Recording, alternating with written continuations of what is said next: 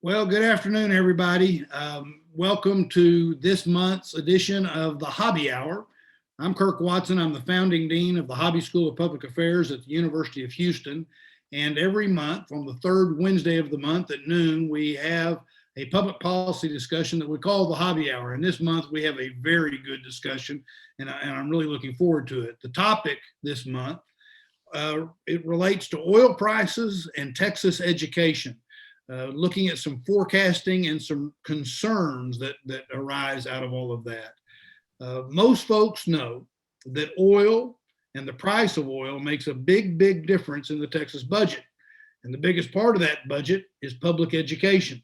So you know that oil has an impact on public education.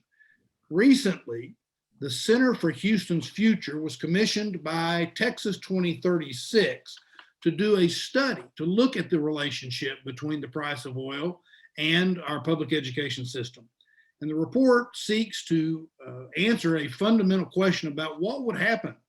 What would happen to the Texas economy and state and local government revenues, and that means public education, under specific world oil price scenarios over the next 15 years, when you take into account the volatility of global markets.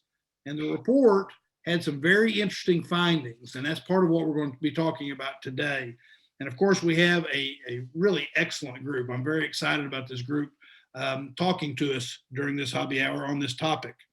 The first person I want to introduce is my longtime friend, Secretary Margaret Spellings.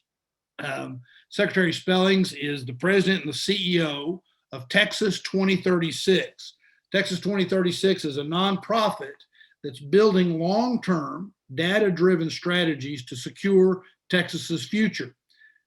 Secretary Spellings joined Texas 2036 in 2019 after serving as the president of the University of North Carolina Higher Education System and president of the George W. Bush Presidential Center.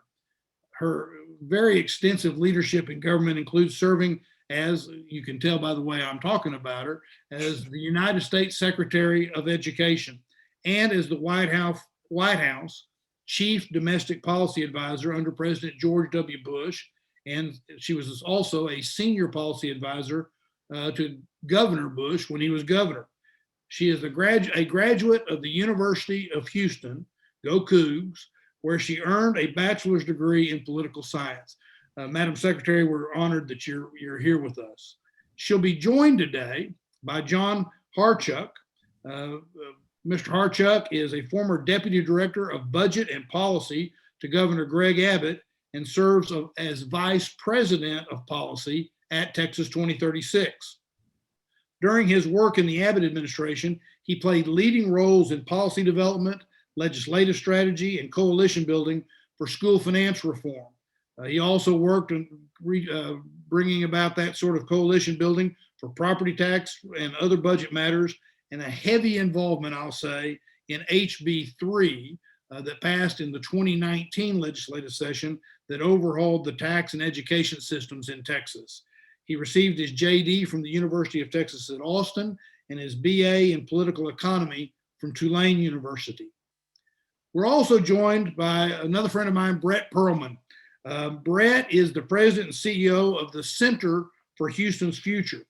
The Center for Houston's Future is a nonprofit that brings business, government, and community stakeholders together to engage in things like strategic planning, collaboration, and action for the Houston and Harris County region.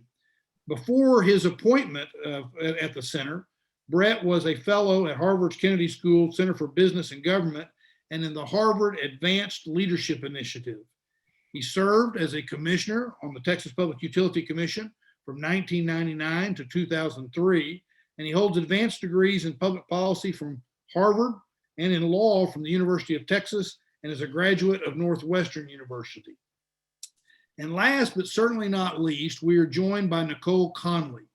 I've known Nicole for quite a while from her work in Austin. I'll talk about that, but she is today the managing director for Siebert Williams Shank Company, LLC, which is the largest woman and minority-owned investment bank in the United States.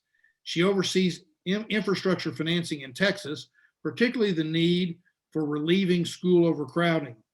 Previously, she served as the Chief Finance, Business, and Operations Officer for the Austin Independent School District, where she was responsible for managing a nearly $3 billion budget and capital program. She was appointed by Texas Speaker of the House Joe Straus in December of 2017 to serve on the Texas Commission on Public School Finance, which was the commission and its recommendations that rolled into and led to the passage of HB 3 in the 2019 legislative session. She earned a Master's of Science in Urban Affairs from the New School in New York City, a Certificate of Public Finance, and a Certificate of Public Finance from Georgetown University in Washington, D.C. So you see, we've got a very good panel of people to talk about this topic.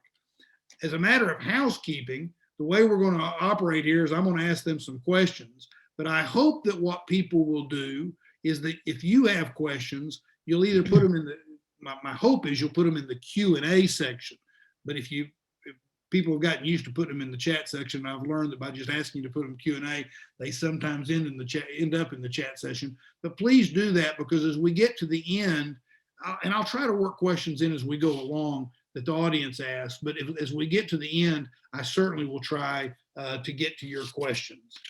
So with that, let's get started. And I want to start, Madam Secretary, with you, because you have such a vast understanding and knowledge about public education, and you now, as the CEO of Texas 2036, you were the ones that commissioned this review, this look. Talk a little bit about, if you will, why you did that, and what are the biggest challenges facing our state right now when it comes to education? Well, thank you, Kirk, for the opportunity to be here with all of these friends.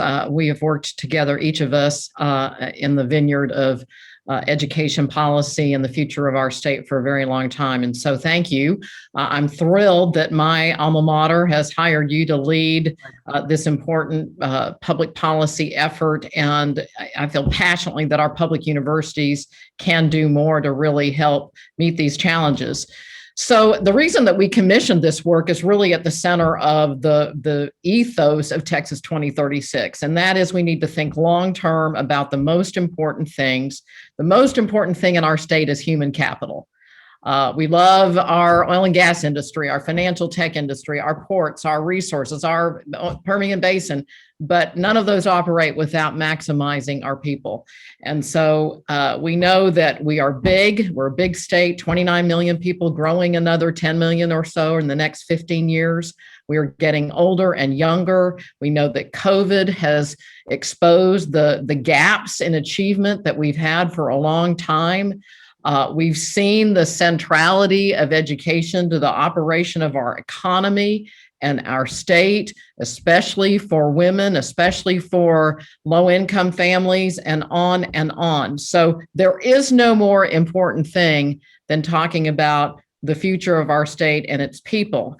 And the way we resource those investments in Texas are through our oil and gas industry. And the times they are changing there as well. So we are moving from a heavy carbon past into a carbon neutral future. And how do we think about the challenges on the demand side and our resourcing on the supply side? So that is why we commissioned our friends at the Center for Houston's Future. They have a great track record on that. Houston is the energy capital of the world. That's been true, and I'm confident that's going to be true as we move to a lower carbon world. And so we wanted to think about what are the implications for what we need and how we're going to fund it. And that's why we commissioned the study. That's great.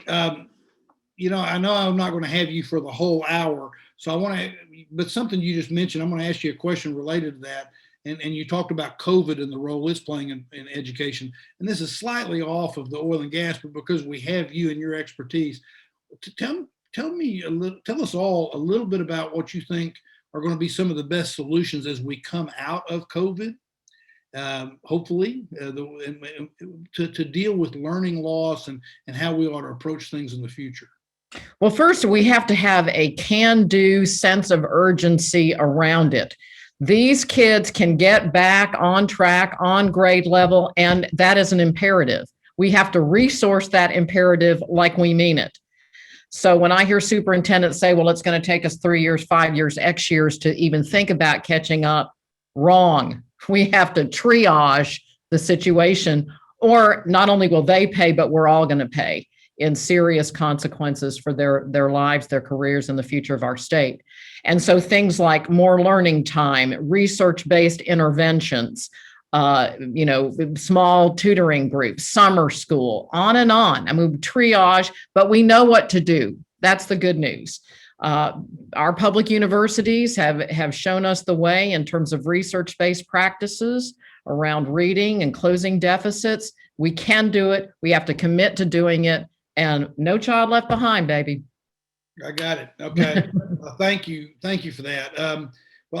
Based upon that, Brett, I want to come over to you in your role at the Center for Houston's Future. I think the Secretary has laid out for us pretty clearly what the goal was in coming to you to deal with this. And in my review of the report, and for folks that don't know, it's called The Changing World Oil Markets and the Texas Economy. That report that the Center for Houston's Future did on behalf of itself and Texas 2036, what it looked at was the risk of what would happen to public education in our state and our state revenue system if the price of oil were to fall over the next 15 years. And what contingencies or scenarios would be a better use of the word we ought to be looking at. So with that kind of foundation, tell us what you did and why you went about doing it the way you did. Okay. Well, thanks, Kirk and Margaret, and thanks for having me. And Margaret, thanks for asking us to do this work. We had been looking at the this issue of energy transition in the context of the Houston region, not so much in the context of the state, but we had developed a couple of models to think about this question. And when Margaret brought us in to think about this on a statewide basis, we took some of the work we had done for the Houston region and sort of expanded it to the state. And so what we started doing is looking at the role that the energy industry, the oil and gas industry specifically plays, in employment and in GDP and in the state budget. And let me just sort of level set with you to kind of give you a few factoids just to kind of give you a sense of that, because I think it's important just so you get the magnitude of how oil and gas factors into our state's budget, so we have some numbers to play with. So today, we're looking primarily at the upstream part of the industry, the E&P part of the industry, and so I'll talk about exploration and production primarily, because that's where, as Jesse James used to say, that's where the money is.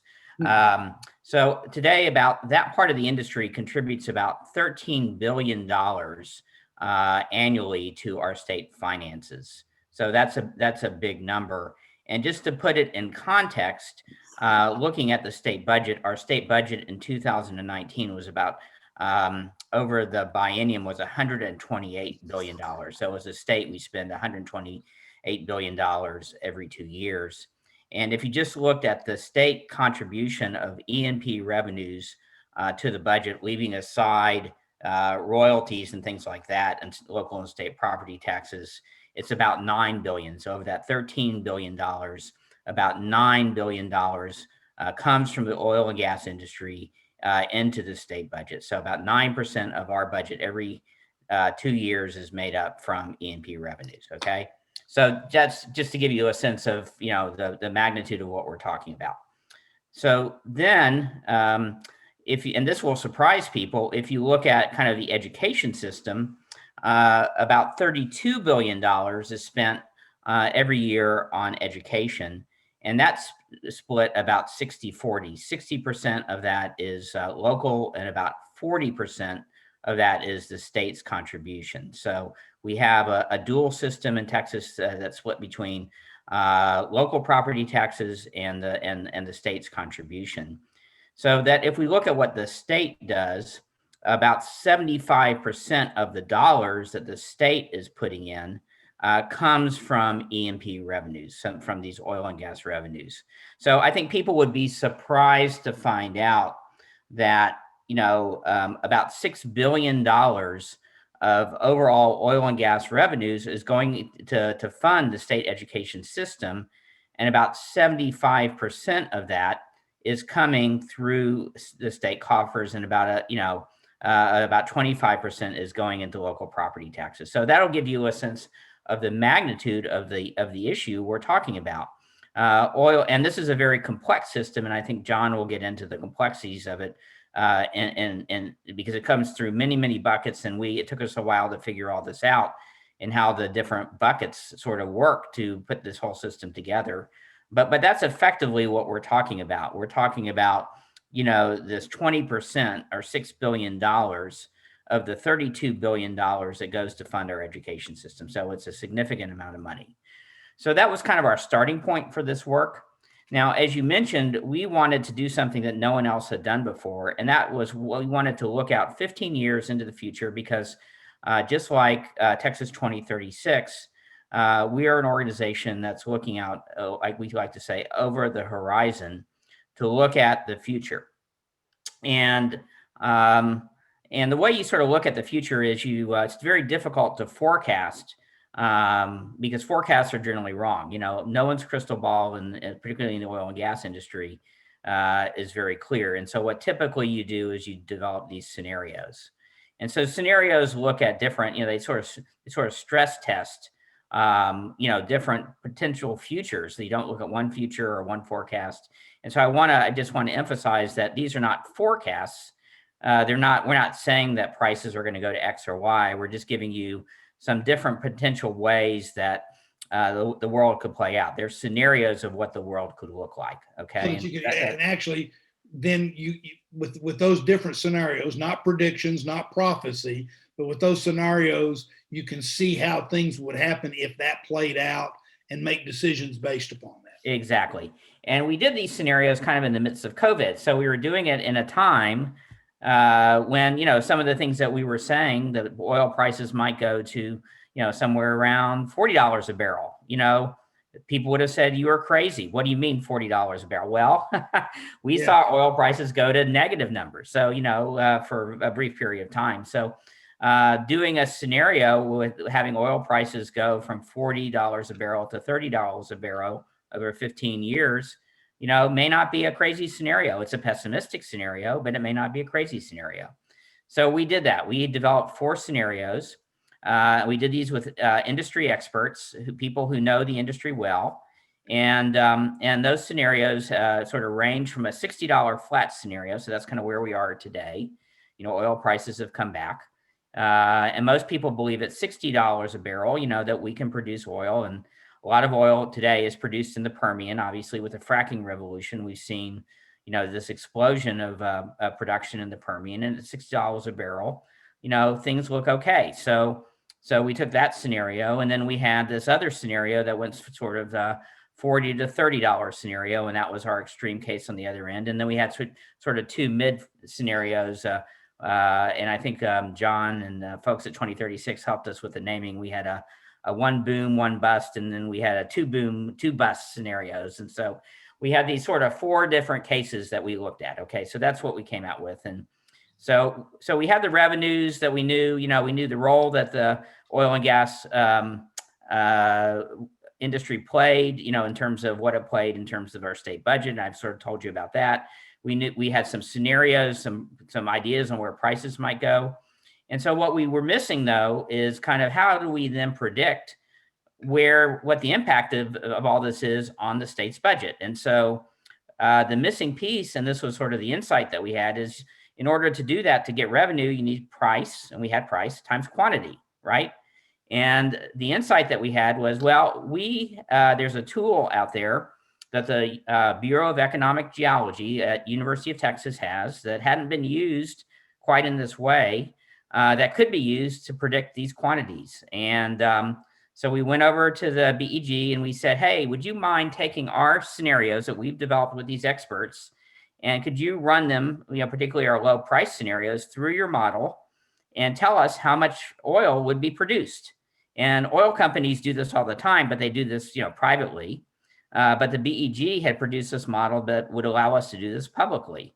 And I believe it's the only time that this has been done. So it's actually kind of a novel piece of research, and hopefully it'll get used over and over again. And so so we collaborated with the BEG, and we did that, and they gave us some numbers back. And so now we have price times quantity, and that gives us a way to forecast revenues. And so we did that. And from that, we could develop a forecast over 15 years. And then we could run it through a model we developed, and John helped us with this because he's a budget expert, and I'm going to turn the discussion over to him and a little bit. And we could then forecast, well, what is the impact of this on the state's K through 12 education system? Because it's a very complex system, and he'll talk more about the complexity of it. So we had to figure out, how all these pockets of money work. How much goes through the permanent school fund? What does that mean? How much of it go through the severance tax? How much of it go through state taxes? It's a very, very complex system. And so given the revenues we were generating, we could actually do this work, and no one's done this before. And so our report was really unique in two ways, in taking the forecasting that we did, which is, no one had done that before. And then I think no one had taken that and applied it in the way we were applying it over 15 years, and making these scenarios that could look at the impact of education. And so working with Texas 2036, I think we came up with something that was pretty unique and hadn't been done in the state before, which is a 15-year look at the impact of oil and gas revenues on the state's education system. That's fantastic. John, I'm gonna come over to you, and I've got a specific question based on what Brett just laid out, but something I should have done at the beginning of this, and I haven't done, is Brett, tell folks that want to read the report where they can go to get to read the dadgum thing.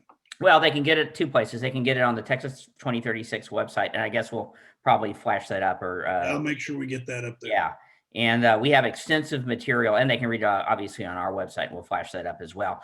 But we developed extensive materials with Texas 2036. The report itself, a bunch of the report's quite lengthy. So, if you like some bedtime reading, it's there.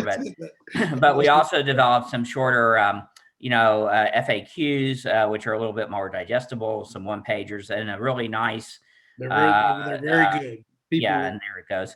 We have actually a one-pager that sort of takes this really complex system and boils it down to a one-page explanation of explainer on how this very complex state budget system for education works. That's and it right. really is a Rube Goldberg system. I mean, Kirk, I don't know how you designed this thing, but geez. I'm not going to take the blame.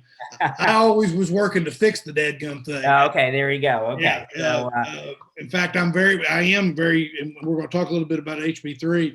I was on the conference committee for HB3 and on public education, and one of the bills is that Chairman Taylor's pushing through, working on pushing through this time, related to the school land board and permanent school fund. Was something I was very involved in, both on the Sunset Commission and in public education. So it is a Rube Goldberg. So it is a messed up system. Yeah. But we made progress in 2019. And John, let's talk a little bit about that. Before we get to some of the detail of that, I'd like, from your expert perch, to follow up on what Brett had to say. I'd like for you to, first of all, we found that we're at risk, right? This study that was done, this review that was done, and the scenario planning that was embedded in it, found that our public education budget is at risk. And I'd like for you to talk a little bit about that. And then I'm going to follow up, and you just go on. I don't need to be asking the question. I'll just ask it now. How do we look at future proofing that education funding? Thank you, Dean Watson, and it's good to see you again. One of the things that we look at Texas 2036 is silos, right? Like, there's a lot of times, and you know this from your time in government, where people will become an expert in one area and not an expert in the other, and they just live in their little world. but silos can be dangerous. And unfortunately, there's often a silo between education and oil. But as Brett's analysis said, and as he explained, they're keenly interdependent. Oil prices impact royalties to the permanent school fund. They impact sales taxes to general revenue, which is the main way that we fund schools. They impact property taxes and recapture for ISDs. Nicole knows recapture well. They impact severance taxes that serve as the backstop for hard times for the state.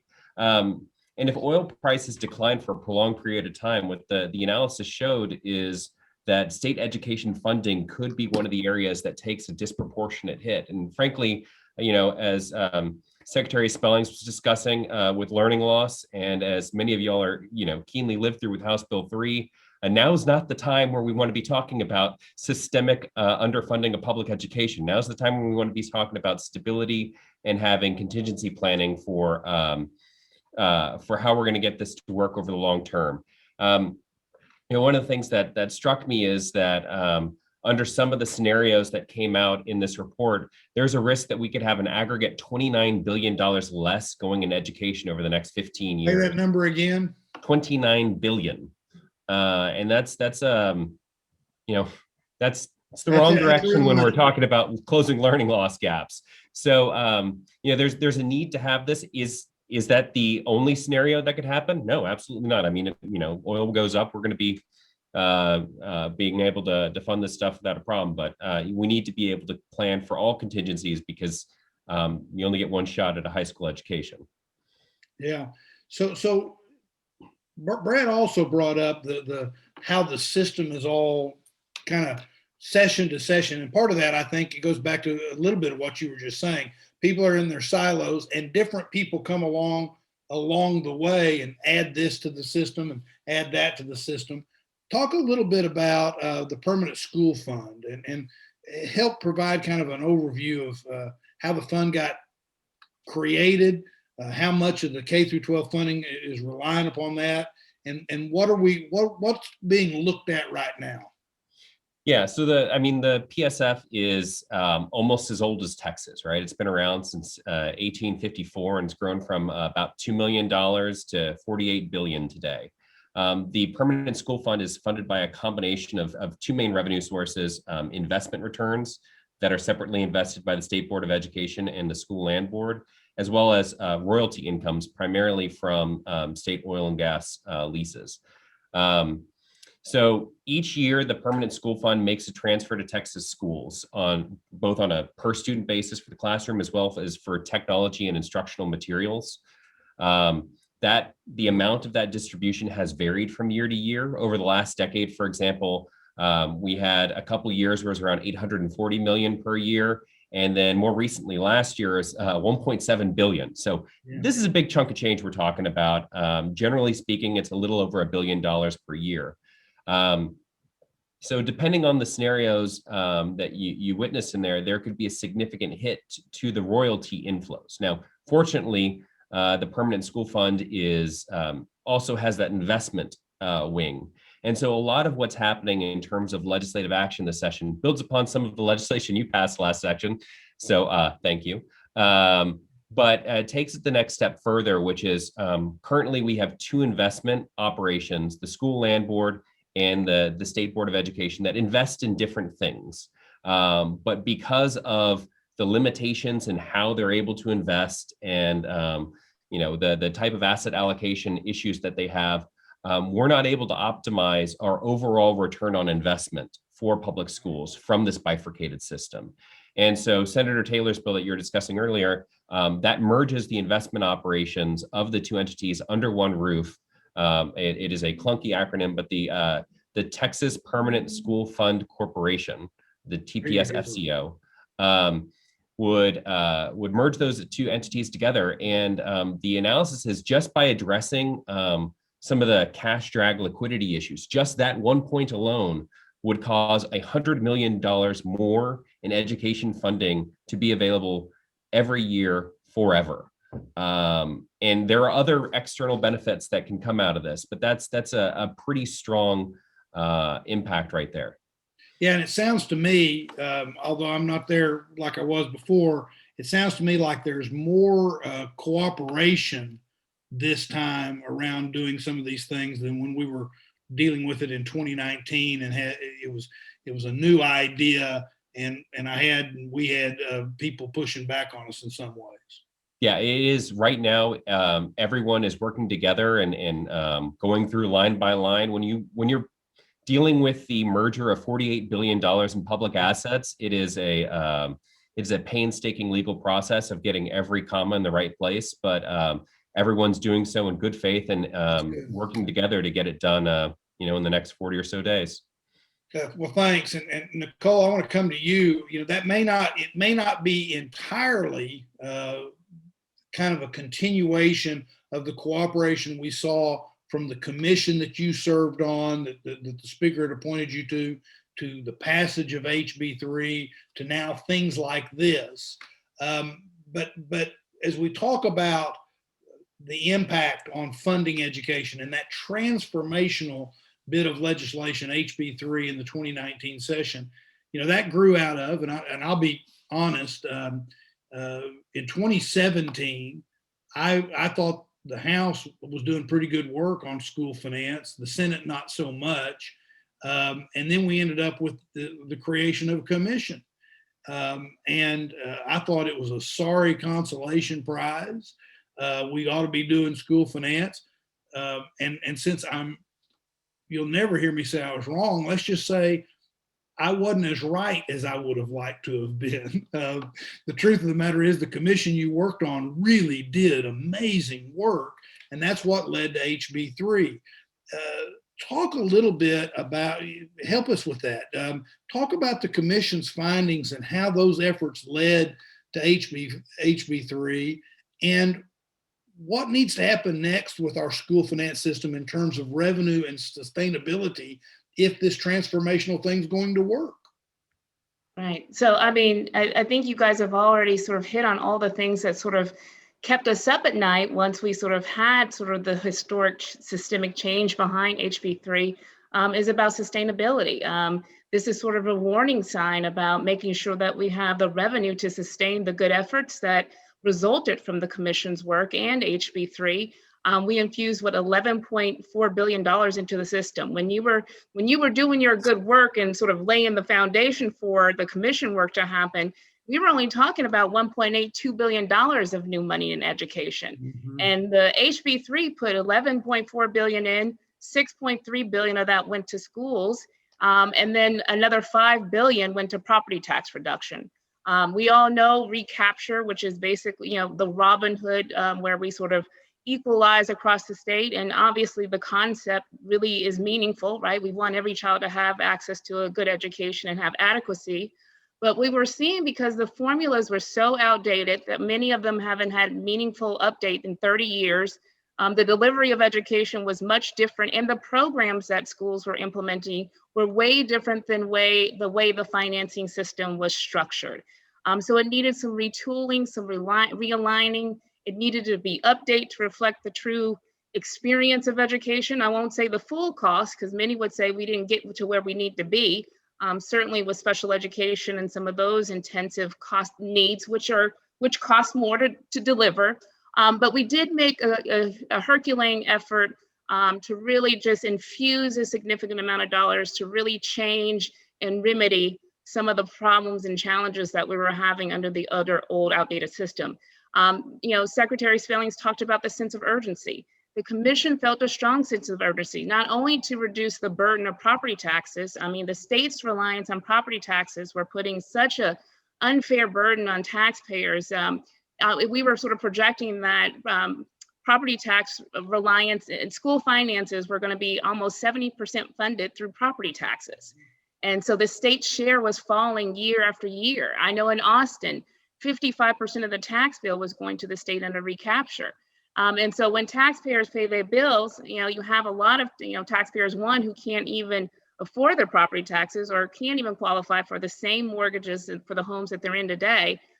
We always sort of bore the brunt of all that property tax angst. So the commission sought to sort of find that right balance between property tax relief, infuse dollars into a school system so schools could have some level of support to deliver quality education, We put in equity, to make sure that all students had what they need. We put funding in to realize the higher costs for concentrations of poverty, new types of needs like dyslexia, funding programs that we know are best practices like dual language, pre-K. But we wanted to sort of focus where the needs were, because we knew that not only did this impact on our students' lives, I mean, we had almost 40% of our students weren't proficient in third grade reading. Texas was ranking like number 45 in terms of, national sort of reading and math reports. And also you have the fact that every time a student graduated and didn't have post-secondary success, it took like the economic gap was like $1 million in lifetime earnings, affecting Texas's overall GDP, several hundred millions of dollars. And so it's good practice and good business for Texas to care about the outcomes of their students, so if they want to have a burgeoning GDP down the road. So we knew that there were all these challenges. We sought to fix it. We remedied some of these outdated formulas, recognize the fact that we need to put monies into sort of new funding categories. I tried my best to get some of the strings that were tied to the money away, but I know it's important for legislators to see the money going to where they intended to go. But I'm telling you, every day in a classroom, it doesn't happen like that, right? You want to reduce class size, you want to hire a teacher, you want to extend the school year, you want to offer virtual learning, which is a question today. Like, how is the finance system going to allow some of the good things that we're doing with virtual learning and sort of different modes? How is the system going to allow school districts to still maximize funding under different kinds of educational provisions? Because, we talk about we want things to change, and they dramatically do need to change, but the funding systems weren't necessarily aligned for that change. So we did all of that, and it culminated into HB3.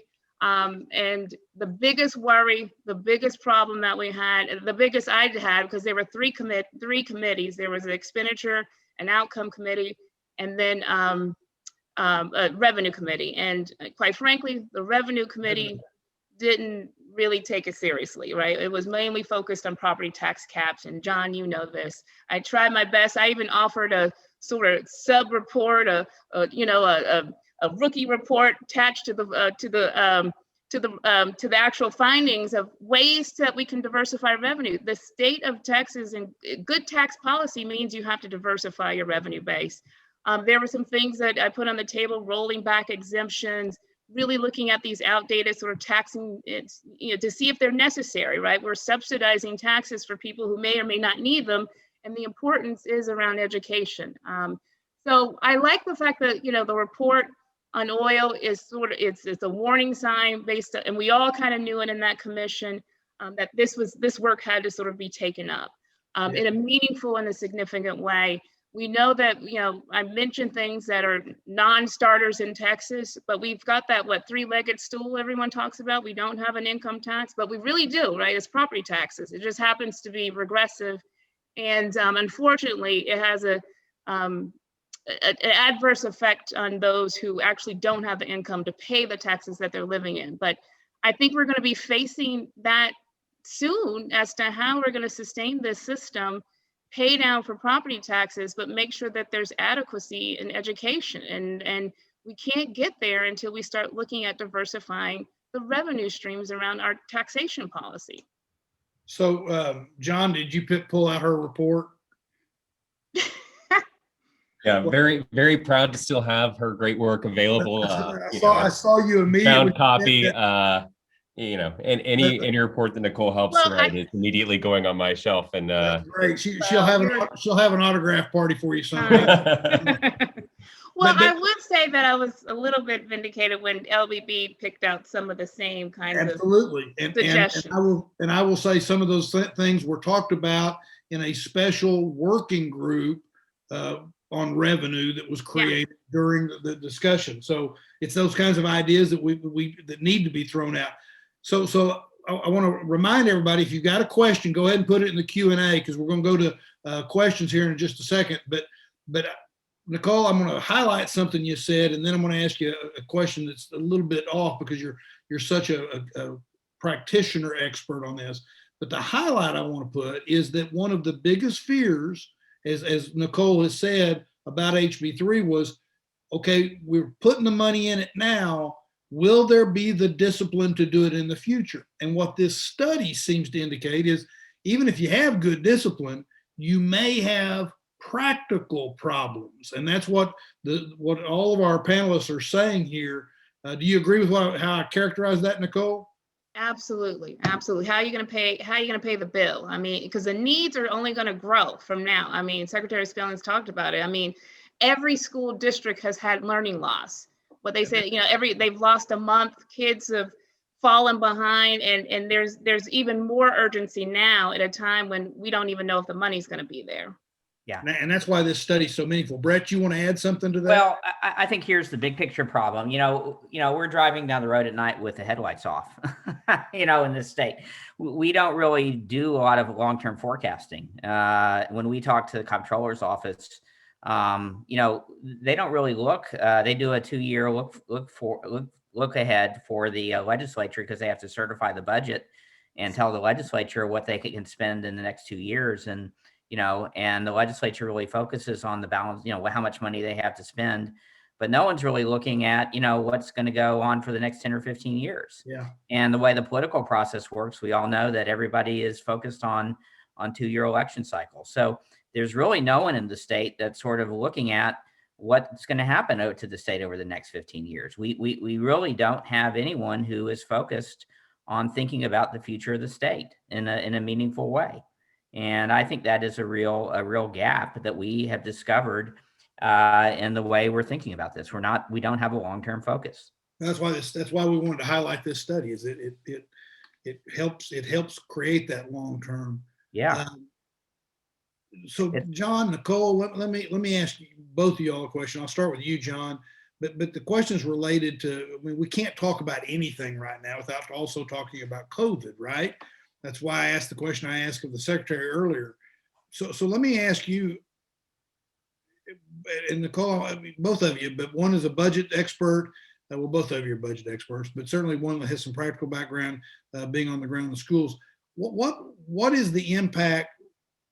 Let me ask you, how do you think schools have managed through the crisis? Districts have managed through this, and what are going to be the main pressure points for school districts that are going through COVID? Nicole's going to be able to answer the question about how districts are granularly handling it far better than I ever could. But one of the things I got to give a shout out to you, Dean, is the revenue working group that you were part of, the tree fund that was established. Some of the moves made last session were really prescient in a pre-COVID way. Particularly the sales tax for online third-party marketplace Wayfair stuff that we all did. What we called the Wayfair, yeah. Yes. That, it kind of comes down to how we're thinking about this effort as well, which is you never really know when the crisis is going to hit. So you need to start, putting the pieces in place well in advance. We were very fortunate to have had that law in place before the pandemic forced a massive increase in online shopping. That is how the state generated revenue over the last year, frankly. Without that bill, we would have had a far more dire budget situation than the one we face. So thank you for your leadership on that. But it's a key part of this conversation about how are we going to keep things sustainably funded? How are we going to use the $18 billion in federal stimulus dollars that haven't yet been allocated out there in a smart way that allows us to address the learning loss, remediate some of these huge issues that we've discussed, but also not set us up for 2011 style cuts in the future when those revenue streams aren't available anymore. So all these conversations are very important ones. Tomorrow's the budget day on the House floor. I'm sure there are going to be some very strong feelings expressed on all those matters tomorrow. But it's an exciting time to have this opportunity to have the resources to tackle those issues. Nicole, how do you follow up with that? I mean, I think John hit the nail on the head. I mean, districts are waiting with bated breath to understand how much they're going to get out of this $18 billion in federal dollars. There's always been the history of the state sort of supplanting state funding and reducing the amount available to school districts. Most of them are planning their budgets and using reserves. Many are planning on cutting staff. I talk to CFOs, I'm like, don't cut staff because the money's going to come through at the last minute. But then at the same time, you've got bills out there that's going to reduce their capacity to build up reserves, right? And that's exactly why you have fund balance and reserves, to sort of have an option when, when your revenues become constrained and you have to deal with sort of one-time funding challenges. And so I think that districts are starting to feel like their flexibility to manage through financial tightening is going away through some of these legislative considerations.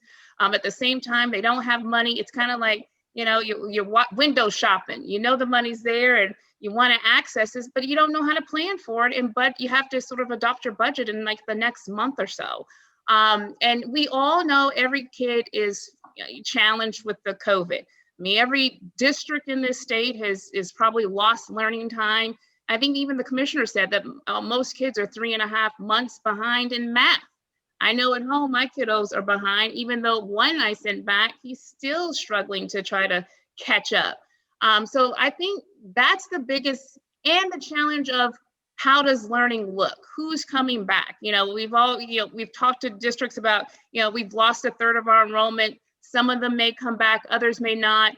There are families out there who feel like online instruction might be a permanent solution for them, but the financing formulas don't necessarily lend themselves to that. They're structured around seat time and teacher of record. And you have teachers trying to sort of do two different jobs, teaching asynchronous and synchronous learning and building lesson plans around that. I mean, in my mind, that's not sustainable either. But we know we need people to satisfy these gaps in learning, right? You're going to have to extend the day, reduce class sizes, provide more, extend the year.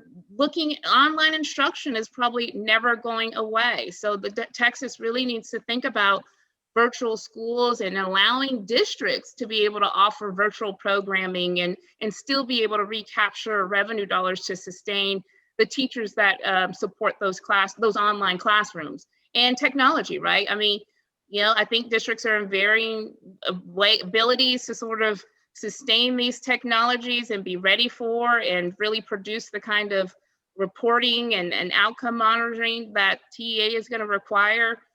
So there's a lot of different concerns from the school district level, primarily which is, how do I manage through this financially? What kind of money is coming to me and when? How can I plan for that money and not have to cut teachers and then call up a teacher and say, hey, I need you back, because the kids are going to start showing up.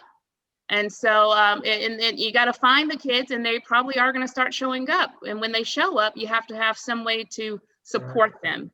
And so it's a combination of challenges that I think that school districts have shown immense they've been resourceful and resilient around this whole COVID. I don't know one district leader that hasn't rolled up their sleeves. I know here in Austin, we get messages from Dr. Alazalde almost every week about what they're trying to do to sort of keep parents informed and keeping students engaged and making sure that there are options to serve all our students. But the money's a problem, and you don't want to cut, and that you're going to need those teachers. So it really is time for the state to really be clear about what school districts are going to get and really just protect some of the flexibility and the tools that districts have to manage through fiscal crisis. So I was going to ask, and you may have just answered a question I was going to ask the panel, because we've had a couple of people in the audience ask questions related to the federal money that's coming and how to allocate that. In a sentence or two, how would each of you, if you had to give a specific recommendation right now about what ought to happen with that federal money, that there's discussion, debate, argument, whatever is the right word, about when and how, Brett, I'll start with you. Give what would be your 2 sentences of advice. Well, I'm the least competent to do this. I'm going to defer to John and Nicole. Okay, well then, fair enough. See, I get to ask the question, so I don't have to do that. So it worked out perfectly for me. John, go ahead. What would you say? Well, I'll take a couple of Brett sentences then. Just on Monday, the Department of Education released the guidance on how the maintenance of effort provisions will work. There's this issue with not just the regular maintenance of effort, but this proportional maintenance of effort. And what is that?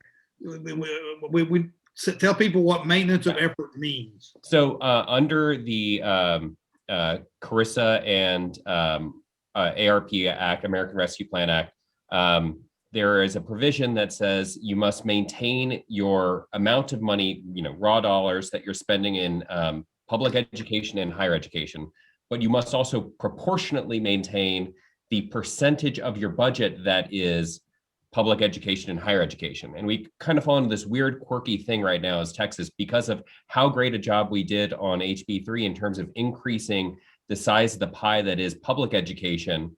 That causes the portion of the pie that is everything else to go smaller. And so as a result, even though we are spending more on higher education in pure dollars than we spent historically, we're spending a smaller percentage of the budget on higher education than we have historically, which causes us to run afoul of some of the maintenance of effort provisions in these bills. So that issue and sorting through that with the federal government has delayed the expenditure of or the release of a lot of these funds.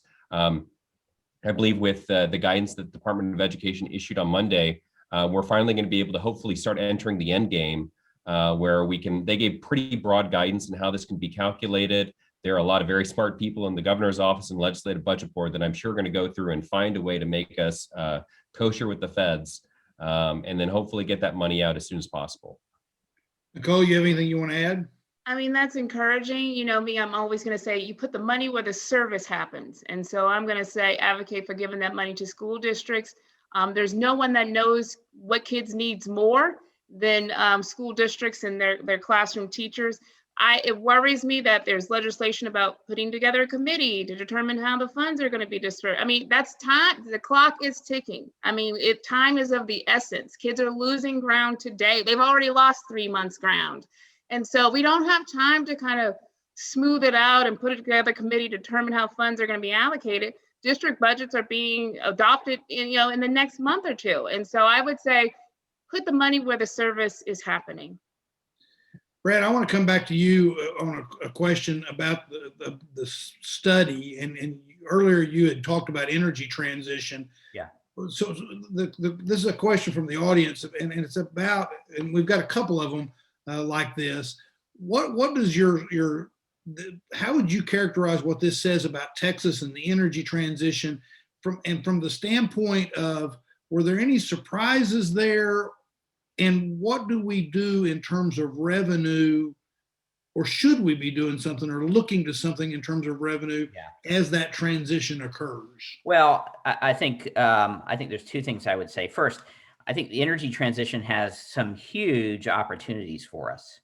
And we need to start developing a framework to capture those opportunities. So this is not a glass half empty story. It's a glass completely full story. Yeah. And we don't have the policy framework in place to start thinking about this in the right way. So first thing we need to do is develop that policy framework. And we saw yesterday, this $100 billion project that Exxon is proposing on CCUS in the Houston area, which would capture, 50 million tons of CO2 in a time frame that when we looked at it, I think is I'm questioning, can they do it in that time frame? It's very aggressive.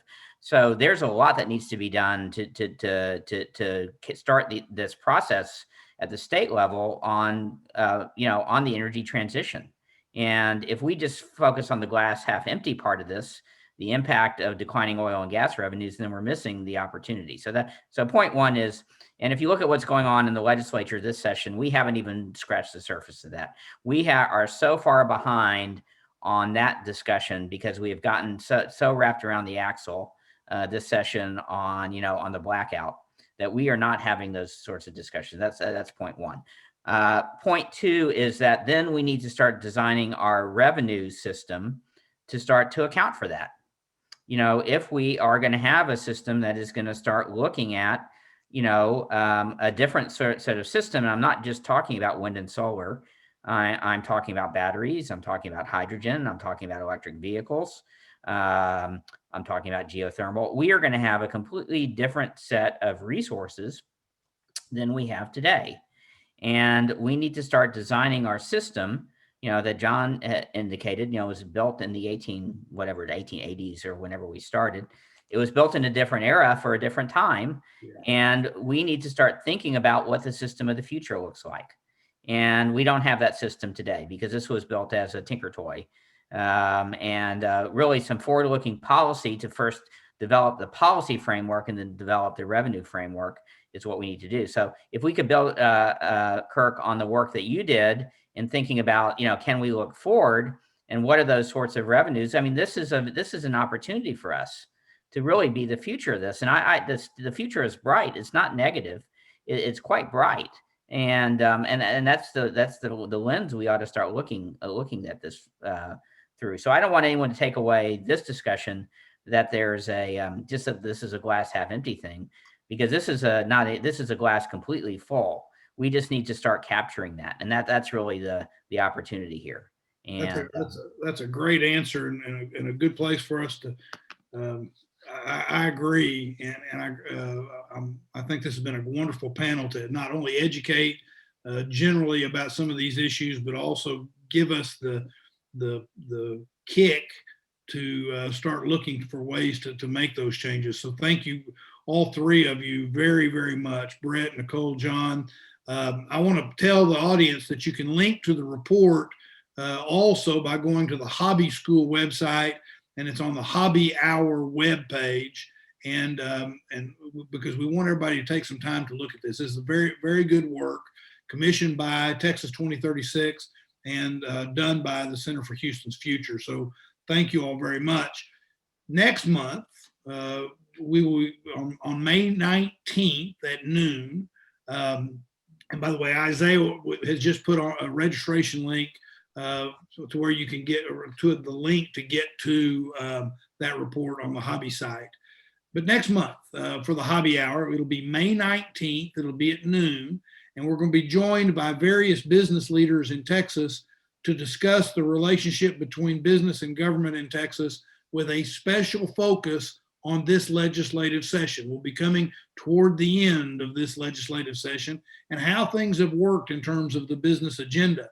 The panelists next month will include Bob Harvey, the president and CEO of the Greater Houston Partnership, Mike Jacobson, who is chair and CEO of the Arlington Chamber of Commerce, and he also happens to be the chair of the Metro 8, the 8 largest, the Metro 8 Chambers of Commerce in Texas. They'll also be joined by Laura Huffman, who is the CEO and president of the Greater Austin Chamber of Commerce, and Richard Pettis, who is with the San Antonio Chamber of Commerce and is the CEO there. So it ought to be another really great Hobby Hour. I'm going to end by telling everybody to stay safe, happy, and healthy. Continue doing what you need to do to do those things. Nicole, Brett, John, God bless you, and thank you for being a part of this. Everybody, have a great rest of your week. Thanks for joining us.